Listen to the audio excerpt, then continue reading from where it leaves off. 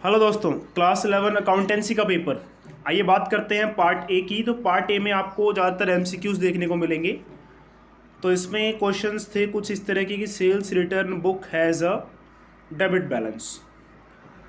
उसके बाद cash at bank. Cash at bank current asset है या लिक्विड एसेट है? तो करंट एसेट भी कह लेंगे इसे आप, और लिक्विड एसेट भी कह लेंगे, यानी कि ऑप्शन सी हो जाएगा ना ये। नेक्स्ट था, if accounting information is based on the facts and verifiable about documents it has the quality of. तो इसका आंसर आ जाएगा, देखिए, रिलायबिलिटी, क्योंकि इसको प्रॉपरली हमने फैक्ट्स से वेरीफाई किया है, फैक्ट्स पर बेस्ड और वेरीफाइबल बाय डॉक्यूमेंट्स है, तो इसमें कौन सी क्वालिटी होगी? रिलायबिलिटी की। इसके और में था कि non financial quantity information is not recorded in accounts due to. तो इसका आंसर आ जाएगा मनी मेजरमेंट कॉन्सेप्ट। उसके बाद scope of accountancy is wider than that of book keeping, ये लिख सकते थे आप इसमें। The aim of consistency convention is to facilitate comparison, जी हाँ, ये ट्रू है। उसके बाद था transfer vouchers are prepared for. Transfer vouchers के बारे में बात करनी थी। तो ट्रांसफ़र वाउचर्स क्यों प्रिपेयर किए जाते हैं? नॉन कैश ट्रांजैक्शंस के लिए। तो इसका आंसर आएगा ऑप्शन बी। उसके बाद देखिए, in case of dash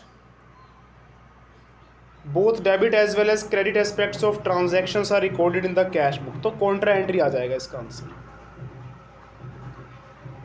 next question था कि Vibha limited solds goods costing 1,50,000 at a profit of 20% on cost at a trade discount of 10% and 5% cash discount.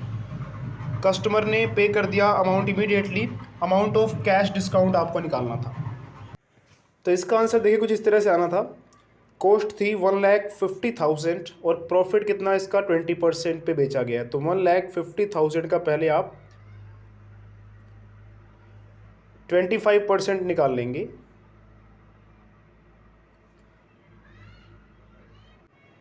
तो हमारे पास देखिए आंसर आ जाएगा 150 इंटू 2500, तो ये आ जाएगा 37500, यानी कि 37,500, 37,500 का प्रॉफिट हमें चाहिए। तो हम जो है सामान बेचेंगे 1,50,000 plus 3,700, sorry 37,500।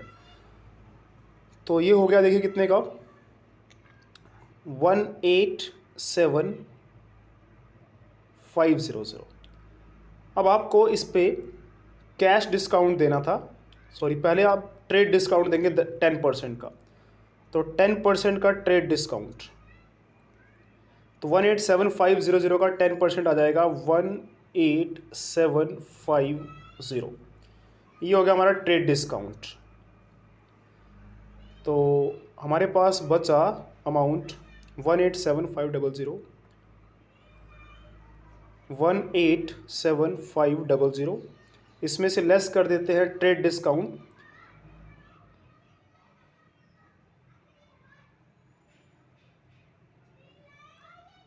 One eight seven 50 less कर देंगे, तो हमारे पास आ जाएगा 50 और यहाँ पे 14 माइनस 7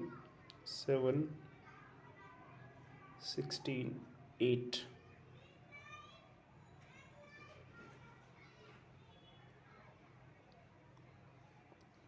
168,750। अब इसका 5% कैश डिस्काउंट निकालना था, तो 168,750 का 5%, और इसका आंसर आ जाएगा, देखिए 1,837.50। अगर कैलकुलेशन ठीक है तो यहाँ से ये आंसर आ जाएगा। देखिए, what is the value of goods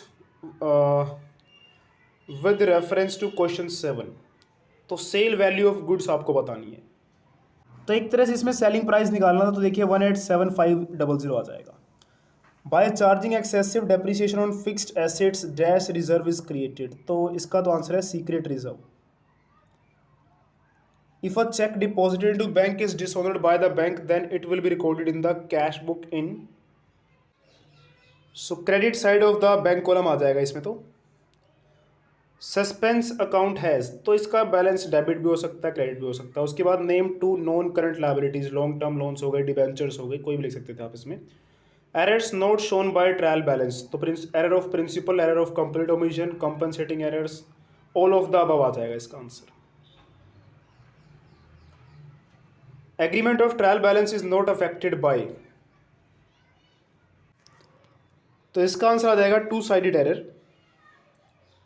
next question है payment of 400 to Rahim was as wages for repairing second hand furniture purchased should be debited to, तो इसका आंसर देखिए आ जाएगा कि हमने सेकेंड हैंड फर्नीचर परचेज किया है तो इसको कहाँ डेबिट करेंगे, क्योंकि एक कैपिटल एक्सपेंडिचर है तो इसे आप डेबिट कर देंगे फर्नीचर अकाउंट में। Option A, which financial statement supports accounting equation, तो इसका आंसर बैलेंस शीट।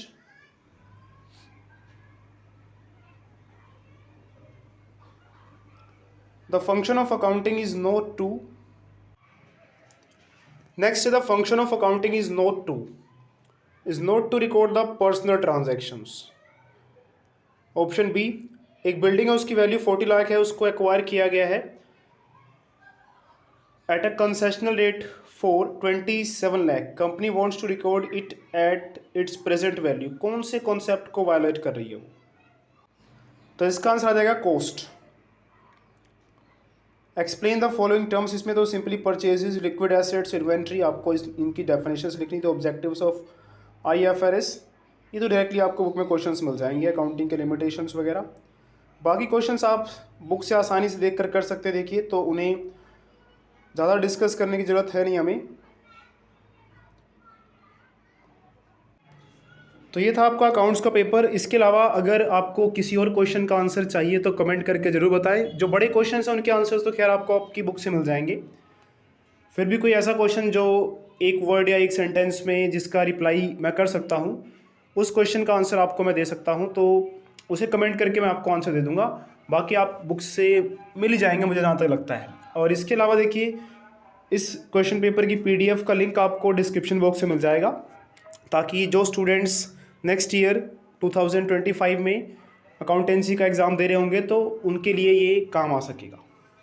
और हाँ, जो आंसर्स मैंने दिए हैं, अगर आपको लगता है कि कोई आंसर आपका अलग आ रहा है मुझसे, तो कमेंट करके ज़रूर बताएं आपका आंसर अलग क्यों और कैसे है, एक्सप्लेन भी ज़रूर करें।